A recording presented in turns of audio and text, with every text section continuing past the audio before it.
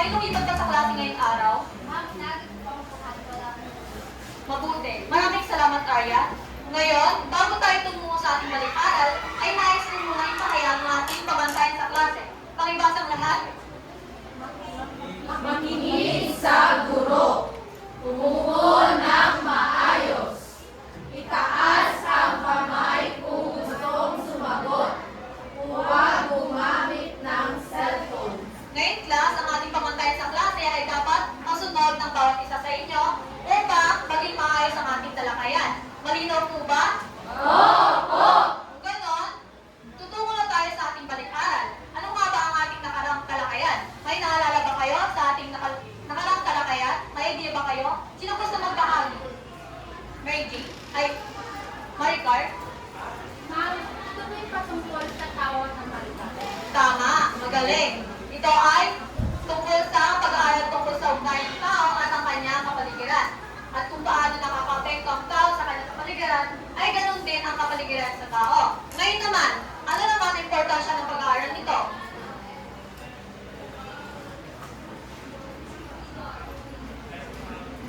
Sheena? Napakahalaga nito sa atin dahil ang kapaligiran ay laging nagkaugnay sa buhay ng buhay.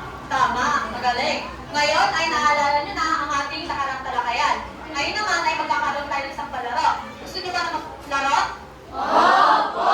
Kung ganon, hahatiin ko kayo sa tatlong pangkat. Ito ang unang pangkat, pangalawang pangkat, at ikatlong pangkat.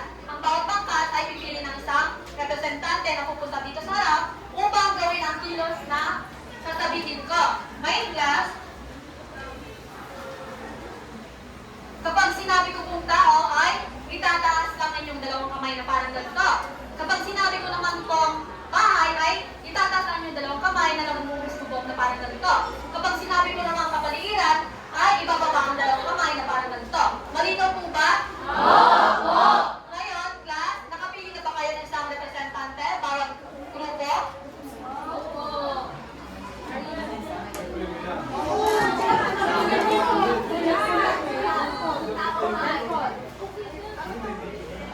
Nakapili na po ba bawat grupo? Opo! Kung ganon, babanggitin ko na, mabago-bago at pabilis na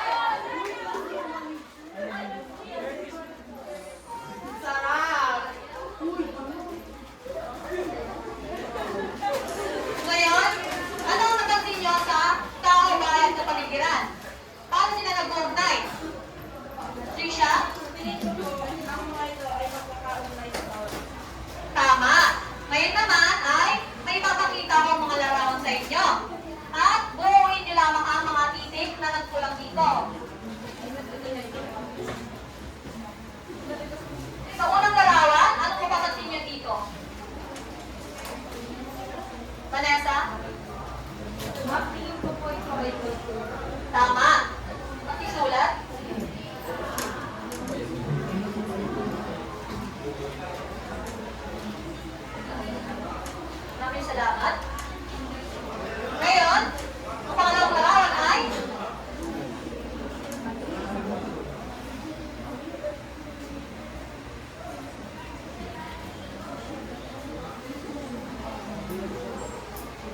ano ito?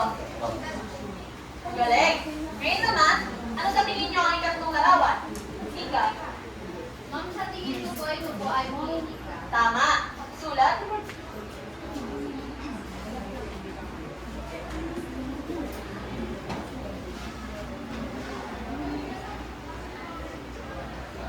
Galing. Ngayon naman, ano naman ang ika-apat na larawan? Janine. Ma'am, sa tingin ko po ay Panalisa. Tama. Pakisulat.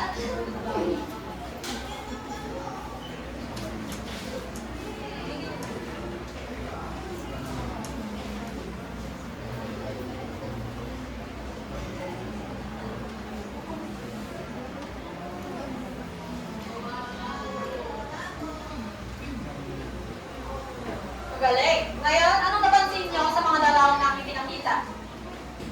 Yes, Aryan? Bakit po ay may kinalaman sa mga kawain ng tao sa kanilang kapaligiran?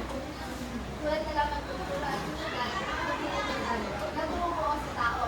At ang psikolohiya at digital naman ang tumulong sa Tama, magaling. Ngayon ay may idea na kayo tungkol sa ating paksang tatalakayin. Ang ating paksang tatalakayin ay patungkol sa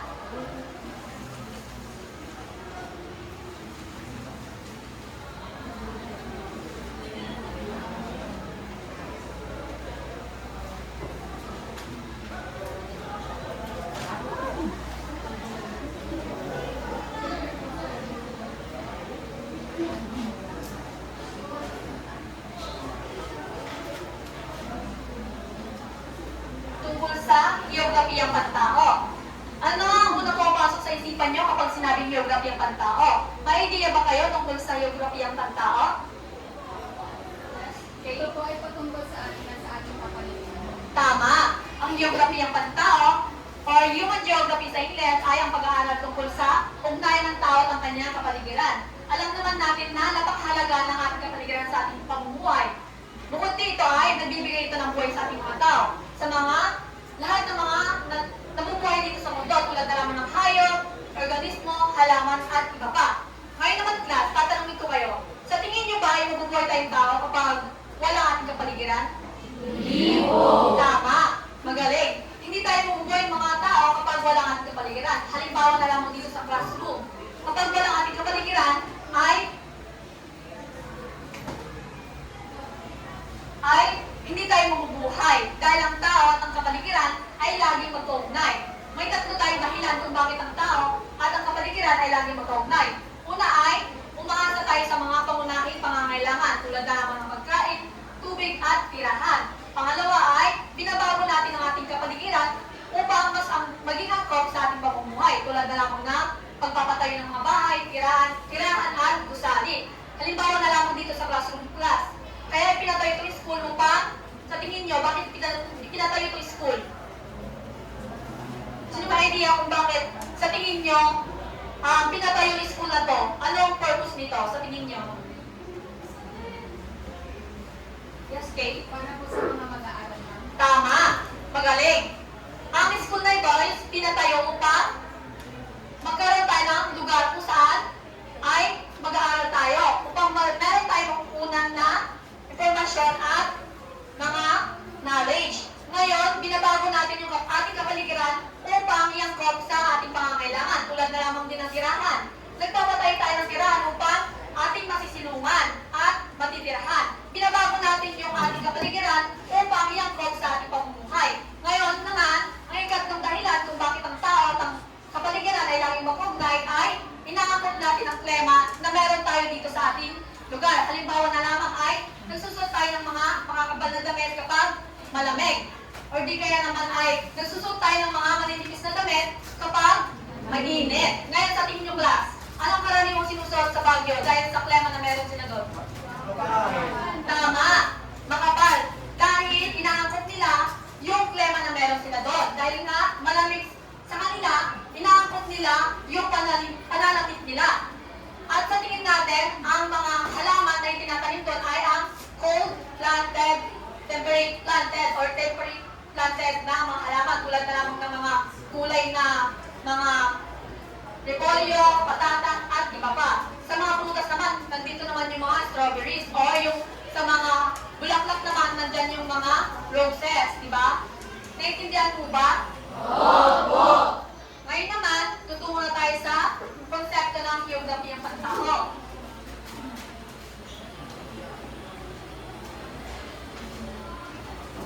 Meron tayong konsepto, meron tayong apat na konsepto ng geography ng pantao. Nandito ang kultura, sosyedad, politika, at ekonomiya. Pakibasa ko ng talata. Yes, please. Kultura. Ang kultura ay tumutukoy sa kabuuan ng paniniwala, kaugalian, tradisyon, wika, relihiyon, sining, musika, pagkain, pananamit at iba pang pamumuhay ng isang grupo ng tao na nakakaapekto at naapektuhan ng kanilang kapaligiran. Maraming salamat, Tracy. Ang kultura ay ang ating paniniwala, tradisyon, at ating kaugalian or pamumuhay ng tao, way ng pamumuhay ng tao. Halimbawa na lamang ng fiesta. Ang fiesta ay pinagdiriwang sa bawat barangay na kung saan ito ay yung mga nakagawian, tradisyon na meron tayong mga Pilipino. Halimbawa na lamang ng Sinulog Festival na ginaganap sa Cebu at Panagbenga Festival naman sa Baguio City. Dahil ito yung mga tradisyon or mga kaugalian na meron sila, nakasanayan nila, paniniwala nila. Yun yung ginagawa nila sa mga lugar na yon. Halimbawa na lamang din ay ang pagmamano. Sa tingin niyo ba ang pagmamano at paggamit ng pot o ay isang kultura? Oo! Tama, dahil ang pot o at ang pagmamano ay isang kaugalian na meron tayong mga Pilipino. Dahil ipinapakita natin doon kung ano yung mga kaugalian na meron tayo, tradisyon, at uri ng pamumuhay na meron tayong mga Pilipino. Ngayon naman, tutungo naman tayo sa sosyedad. Pakibasa. Denmark.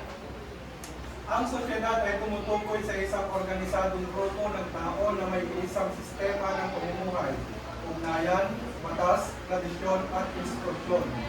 Maraming salamat, Denmark. So, ating sosyedad naman ay tumutukoy sa ugnayan ng tao at ang kanyang lipunan. Halimbawa na lamang dito sa classroom class, nag-uugnay ang bawat isa, nakikipag-usap, nakikipag-ugnayan, nakikipagbalitan ng idea at informasyon. Sa tingin niyo ba, class, mahalaga ang sosyedad sa pamumuhay ng tao? Opo. Tama. Mahalaga ang sosyedad sa pamumuhay natin dahil tayong mga tao ay likas na panlipunan. Ibig sabihin ay hindi tayo mabubuhay kapag wala ang ating kapaligiran. Hindi tayo mabubuhay kapag wala, mag-isa lamang tayo. Kung nag-iisa lamang tayo ay hindi tayo mabubuhay. May kasabihan nga na sinabi na no man is an island. Ibig sabihin kahit na nasa iyo na lahat, nasa iyo na ang pangangailangan, gusto, at lahat ng mga gusto mo ay hindi ka pa rin mabubuhay ng mag-isa dahil nangangailangan ka pa rin ng pagmamahal, ng pagkalinga, makakasama, makakausap, at iba pa. Naunawaan bang ibig sabihin ng sosyedad? Oo! Ngayon naman, tumungo naman tayo sa politika. Pakibasa, Jan Paul. Politika. Ang politika ay tumutukoy sa mga paraan ng pamamahala, kapangyarihan, batas at ugnayan ng tao at gobyerno. Maraming salamat, Jan Paul. So, ang politika naman ay tumutukoy sa mga pamamaraan ng paggawa ng desisyon at paggawa ng mga batas. Halimbawa na lamang ng curfew at batas trapiko. Sa tingin niyo ba, class, mahalaga ang politika sa ating buhay? Oo! Tama! Mahalaga ang politika sa ating buhay upang magkaroon tayo ng kaayusan or yung tinatawag nilang peace. Gumagawa sila ng mga batas na kung saan is pinag-uusapan doon kung ano nga ba yung mga tama at mali. Kung ano nga ba yung batas na dapat ipatupad nila upang maging maayos. Meron tayong kaayusan sa pamumuhay natin. Halimbawa na lamang sa curfew. Kaya nila binigyan ng curfew dahil upang maiwasan yung mga krimen at mga aksidente or mga hindi inasahang masasamang gawain ng mga tao. Halimbawa na rin ng batas trapiko. Ang batas trapiko naman ay upang maiwasan ang mga aksidente nangyayari, upang magkaroon ng kaayusan ang mga daanan. Ngayon naman, ang politika kasi ay isa siyang napakahalaga sa ating pamumuhay upang bigyan tayo ng ating karapatan upang maging pantay-pantay ang pagtingin ng tao sa ating lahat. Naunawaan ba ang politika? Oo! Ngayon naman ay dumako naman tayo sa ekonomiya. Pakibasa? Gracie? Ekonomiya. Ang ekonomiya ay tumutukoy sa paraan ng tao sa paggamit ng likas na yaman, paggawa, at kalakalan upang matugunan ang kanilang pangangailangan at makabuti ang pamumuhay. Ang ekonomiya naman ay tumutukoy sa mga pamamaraan tulad na lamang ng production, distribution, at consumption. Na kung saan, halimbawa na lamang sa ating lugar, ay nagtatanim tayo ng mga palay at ibinabenta natin sa mga bayan or sa palengke upang umiikot lamang ang process sa isang lipunan. Kumbaga, nagpapalitan lang tayo. Kung kapag nagtanim tayo ng mga palay, ibinebenta natin or pwede natin gamitin. Naunawahan ba? Oo! Ngayon class, napakahalaga ng ekonomiya sa ating pamumuhay dahil natutukunan nito yung mga pangunahing pangangailangan natin tulad na lamang ng mga pagkain. Diba? Nagigets mo ba? Oo! Ngayon naman ay tumuko naman na tayo sa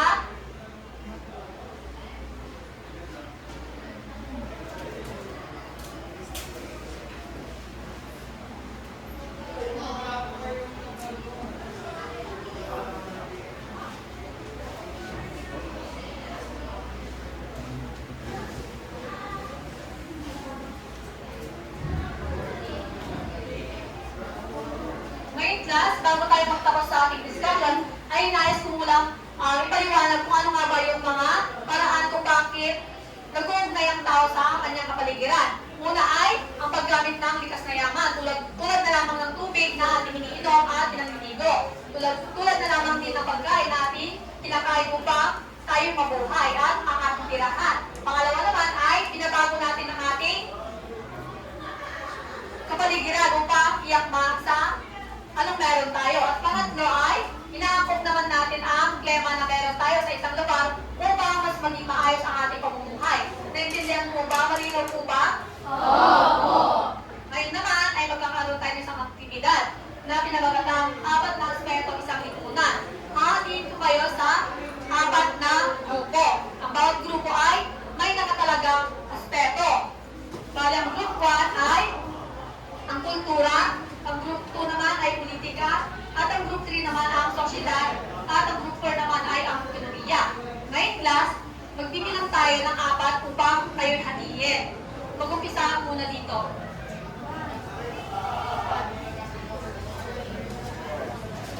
One.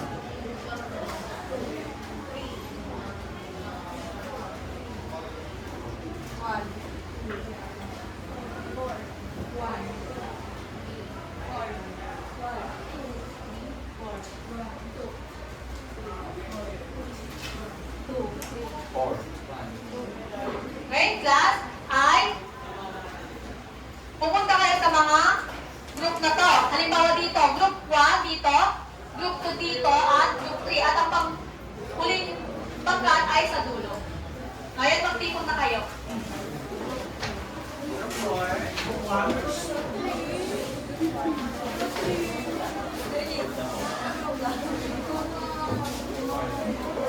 Huwag po kayo maging maingay. Lumipat lang sa upuan.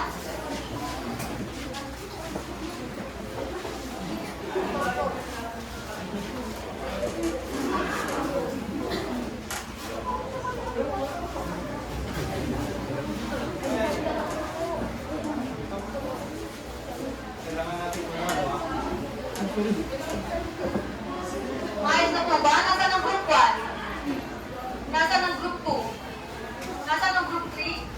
Nasaan ang group 4? Ngayon class, bibigyan ko lamang kayo ng 2 minuto upang pag-usapan kung paano nangyayari ang bawat konsepto ng geography ng pantao. Halimbawa na lang ang kultura. Kung paano nga ba nangyayari ito sa komunidad at sariling karanasan. Naunawaan po ba? Ngayon, mag-umpisa na kayo. Bibigyan ko lamang kayo ng 2 minuto upang sumagot. At pipili kayo ng isang representante upang punta dito sa harap at i-representa ang inyong gawain.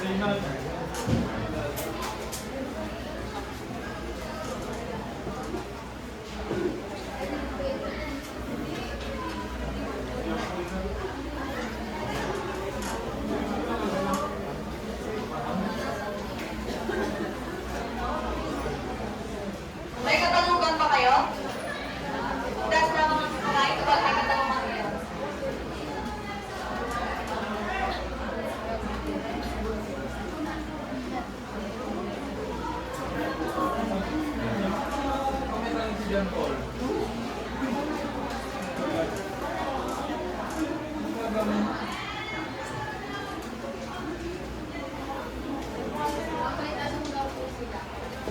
yun?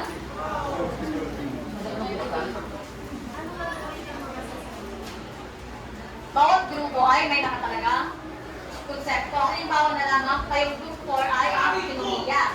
Ang nakatalaga sa inyo ay ekonomiya. Ngayon, paano nyo nga ba nararanasan ang ekonomiya sa inyong lipunan or sariling karanasan? Naunawaan mo ba?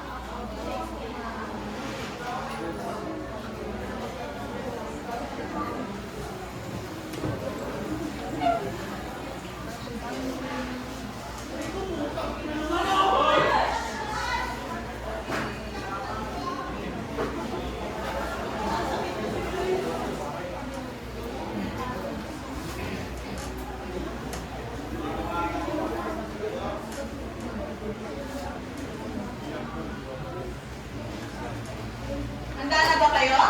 Handa na ba ang bawat grupo? Opo! Kaya nasaan ang group 1? Tumuko na dito sa harapan upang magrepresenta ng kanilang gawain.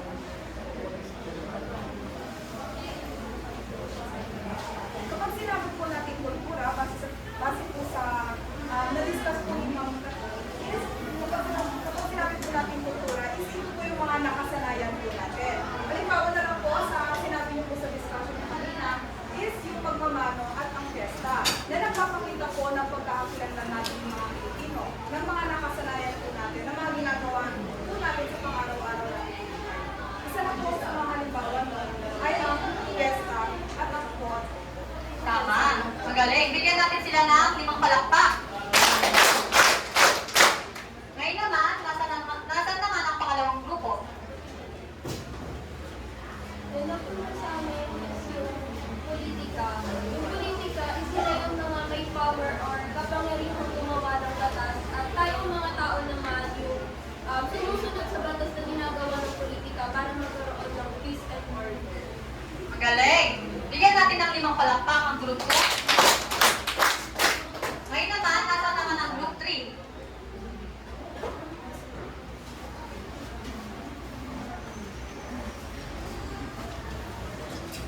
Ang mapunta naman po sa amin ay ang sosyedad. Kapag sinabi naman po natin sosyedad is hindi po tayo independent. Nagiging dependent pa rin po tayo sa ibang mga tao. Like for example po or halimbawa is hindi po tayo makakabili ng sarili nating mga gustong bilhin if hindi po tayo pupunta doon sa market. Or kumbaga, isa pong halimbawa is hindi po tayo makakapagpatayo ng building if wala pong manggagawa. Yun lang po.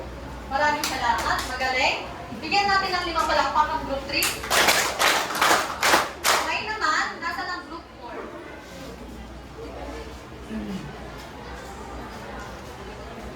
Ang napunta sa amin ay ekonomiya. Ano nga ba ang ekonomiya?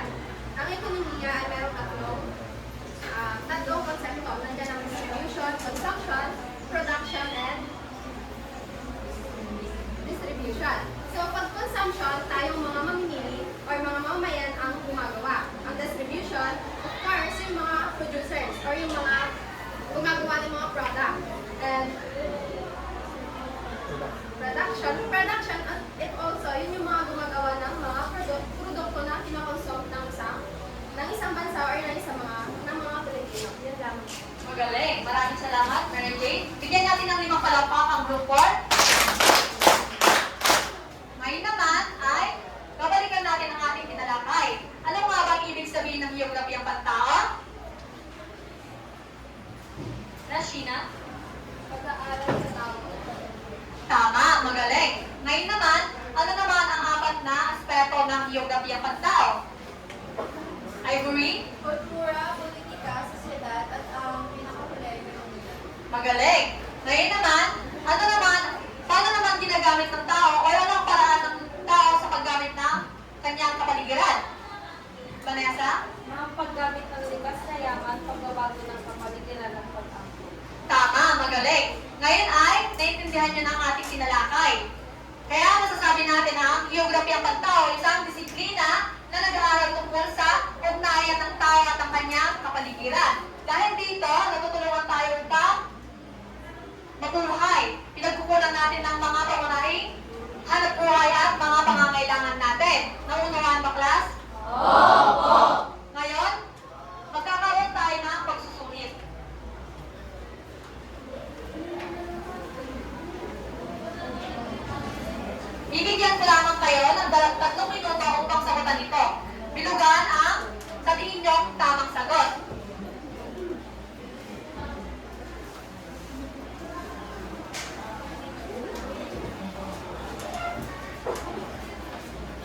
Pakipasok